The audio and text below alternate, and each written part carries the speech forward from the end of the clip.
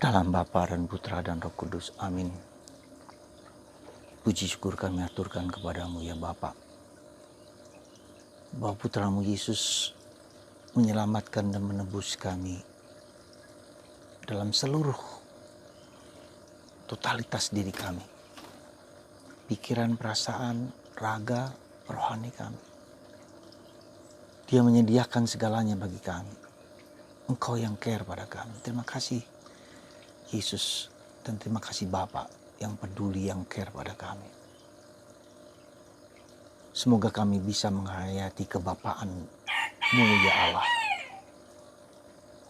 dalam hidup kami sehari-hari. Terpujilah nama-Mu kini dan sepanjang segala masa. Amin. Saudara, pada tanggal 31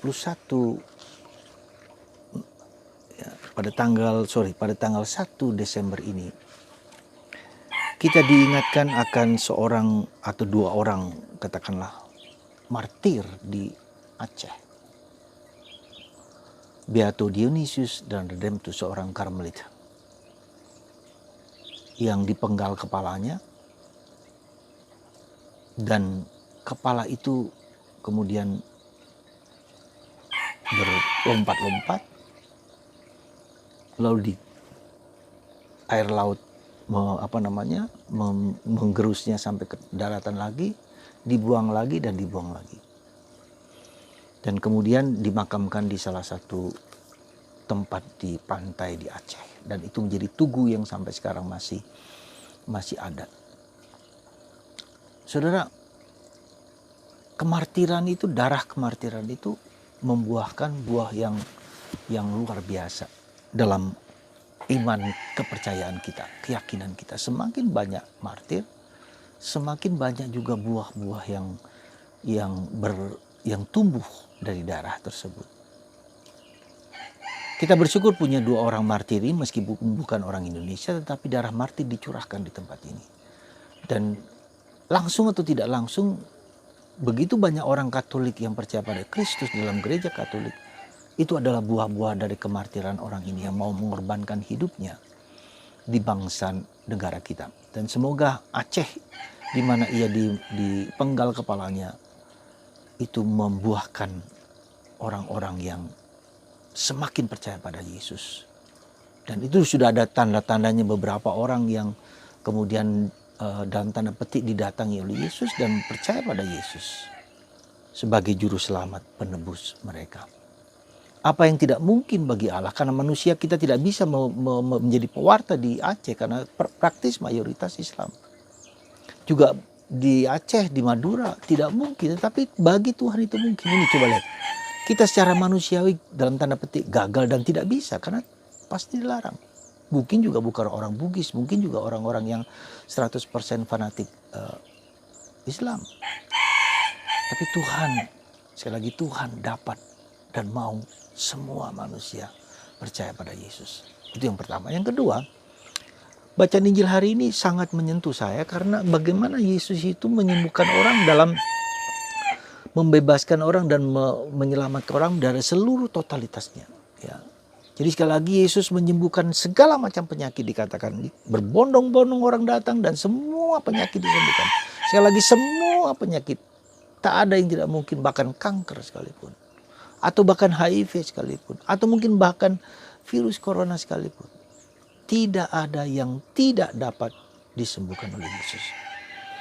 Ya, nah itu keyakinan kita. Tentu saja dengan keyakinan yang kuat ini kita tidak boleh mengatakan ya akan selalu sembuh, tidak selalu. Karena penyakit itu juga merupakan rahmat bagi kita. Misteri sakit dan misteri rahmat juga. Mungkin orang seperti Teresa kanak-kanak Yesus, dia menderita TBC. Ya. Tetapi itu justru dengan begitu Tuhan mempunyai rencana yang indah dengan hidupnya. Kita tidak tahu dan tidak pernah tahu mengenai hal tersebut, saudaraku terkasih. Jadi kita juga tidak boleh sombong, kita tidak boleh angkuh bahwa segala macam penyakit disembuhkan dan kita menjadi apa? Menjadi merasa bahwa kita punya hak untuk disembuhkan. Betul. Tapi Tuhan, tergantung dari Tuhan. Let it be. Tuhan berkehendak penyakit disembuhkan, syukur. Tuhan juga berkehendak penyakit tidak disembuhkan, juga syukur. Nah, maka apa yang paling penting dalam diri kita adalah iman, harapan, dan kasih. Jadi raga kita itu disembuhkan, pikiran kita disembuhkan, perasaan kita disembuhkan, roh kita disembuhkan. Tuhan dapat dan melakukan itu. Tetapi lepas daripada itu kita tetap bersandar, menyerahkan segala sesuatu kepada kehendak Tuhan.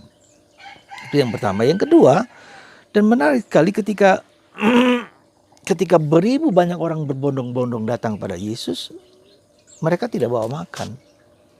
Ya, mereka tidak ada bawa makan, dan kemudian Yesus bertanya kepada para rasul, ya, bagaimana? Tidak ada makanan. Dan hanya ada beberapa ikan kecil. Ya, berapa roti. Yesus punya empati kepada orang-orang yang mengikuti dia. Dan kelaparan dan menderita. Perasaan empati ini, saudaraku terkasih, luar biasa.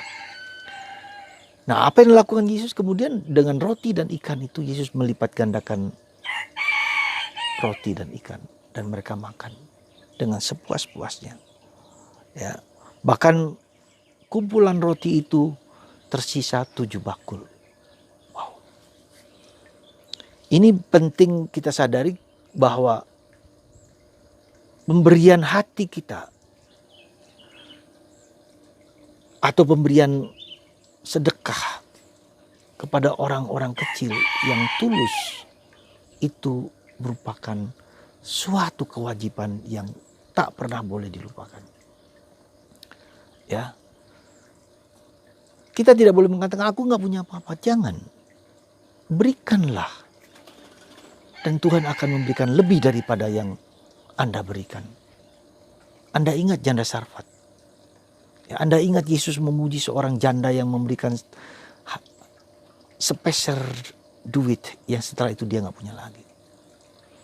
Jadi saudaraku, murah hati adalah suatu keutamaan yang harus kita pegang erat-erat. Dan yang kedua kita lihat bahwa di sini bahwa Yesus sekali lagi punya empati. Nah, saudara, seringkali kita mengatakan empati itu adalah orang-orang di sekitar kita, orang-orang yang jauh di kita. Tidak. Empati itu bukan hanya sekedar ketiadaan makanan, ketiadaan miskin secara fisik. Tapi orang yang keras kepala pun kita harus berempati. Kenapa?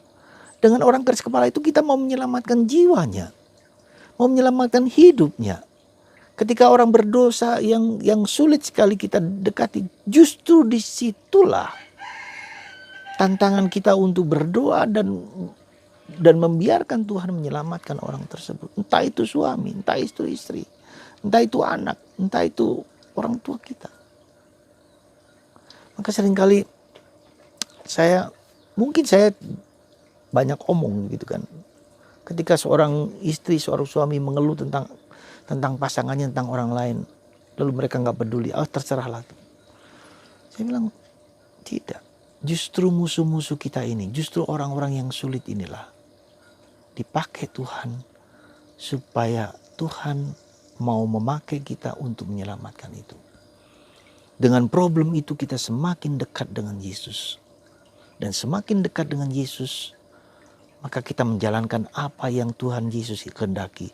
Cintailah musuh-musuhmu, kasihilah musuh-musuhmu. Dan proses pertobatan ini dalam diri kita, itulah yang harus menjadi panggilan kita bersama. Bukan aku ya Tuhan, bukan aku. Saya tidak bisa mengubah orang lain. Suami tidak bisa mengubah istri, istri tidak bisa mengubah suami. Maka ketika problem itu terjadi, kita diajak untuk melihat segala sesuatu masuk dalam hati Yesus, masuk dalam hati Allah.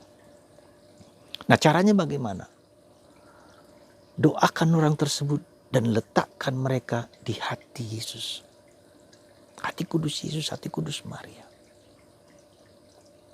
Biarkan Yesus mengubah, menyelamatkan orang itu lewat pengorbanan, lewat salib Anda masing-masing.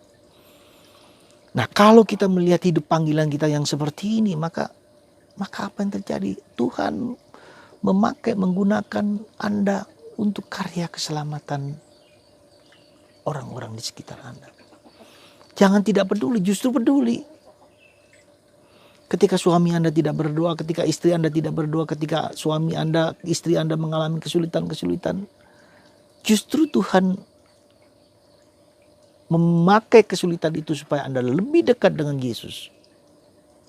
Bersatu dengan Yesus. Dan membiarkan Yesus mengubah mereka. Semoga Anda memahami apa yang saya sampaikan ini. Sehingga kita tetap terus bermisi dan menyelamatkan Kura Animarum, menyelamatkan jiwa-jiwa. Jangan lupa memaafkan mereka semua, mengampuni mereka, mendoakan mereka, mencintai mereka. Siapapun, terutama orang-orang yang berdosa dan keras kepala. Tuhan memberkati Anda semua dalam Bapa, Putra, dan Roh Kudus.